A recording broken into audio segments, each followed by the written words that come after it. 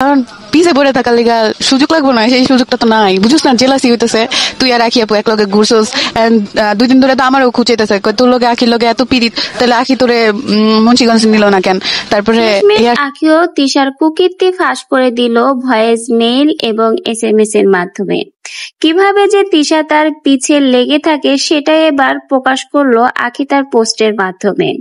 তিশা যে কখনোই আখির ভালো চায় না সেটা তো বেশ আগে থেকেই বোঝা যায়। এবার যেন আখি আবারও সেটার প্রমাণ দিয়ে দিল। একটা মানুষ যখন সবকিছু ভুলে পেছনের কথা বাদ দিয়ে সামনের দিকে এগিয়ে যেতে চায়, তখন কিন্তু তাকে বাধা দেওয়ার জন্য হাজারো মানুষের আগমন ঘটে। ঠিক যেমন আখি আহাদের সংসার থেকে চলে আসার পর এখন সামনের দিকে এগিয়ে যাচ্ছে। তার এই সফলতা যে অনেকের চোখে বিষের মতো কাটা হয়ে দাঁড়িয়েছে তা তো বোঝাই যায়। আখির সেই সফলতার পিছে লেগে গেছে অনেকেই। তিশা তো আখির পিছে সেই প্রথম থেকেই লেগেছে। এখন তার দলটারও ভারী করার জন্য লাইভে নিত্য নতুন নানা ভিডিও তার নামে শেয়ার করছে। তার নানা কল রেকর্ডার মেসেজ এখন প্রকাশ করছে আখির নামে। এমনকি সাইমান ইরফানকেও সাথে নিয়ে ভিডিও করছে আখি কি করে বেরিয়েছে, কি কুকীর্তি করেছে তাই প্রকাশ করার জন্য। আখিও কিন্তু কম যায় না। অনেক সহ্য করে থাকার পরে যখন একটা মেয়ের দেয়ালে পিঠ থেকে যায় তখন কিন্তু সে আর চুপ থাকে না, সেও রুখে দাঁড়ায়। যেমন আখি এত কিছু হওয়ার পর আর চুপ থাকতে পারেনি, সেও এবার তার কল রেকর্ডার ফাঁস করে দিয়েছে।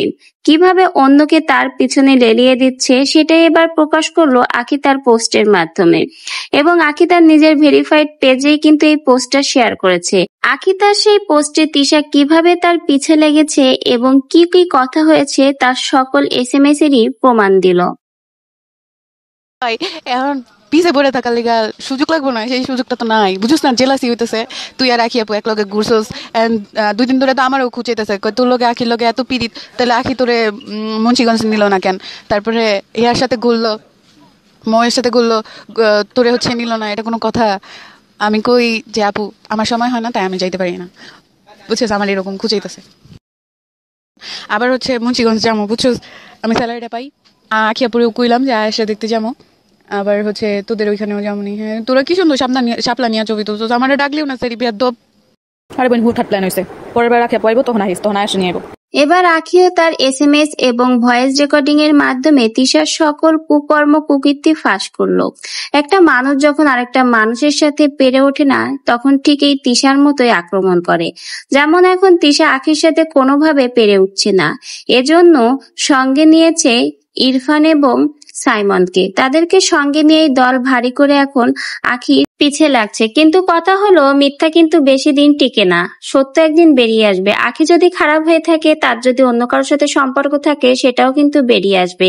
আবার তিশা যদি অন্যদিকে এই আরুষকে নিয়ে আখির সাথে যে সকল কথা বলছে এইগুলো যদি মিথ্যা কেচ্ছা হিসেবে রটিয়ে থাকে, এটারও কিন্তু একদিন সত্য প্রমাণ হবে। এই যে যেমন আখি তার এই ভয়েস মেইল এবং SMS এর মাধ্যমে কিভাবে তিশা যে তার পিছে লেগেছে এবং অন্যকে দিয়ে আখির পিছে কিভাবে খুঁচিয়ে বেড়াচ্ছে এগুলো কিন্তু ফাঁস করলো, প্রকাশ করে দিল। ঠিক এরকমই দুই সতীনের সকল কেচ্ছা কেলেঙ্কারি কিন্তু একসময় প্রকাশ হয়ে যাবে। এখন শুধু সময়ের অপেক্ষা যে কতদূর পর্যন্ত যেতে পারে এই দুই সতীন।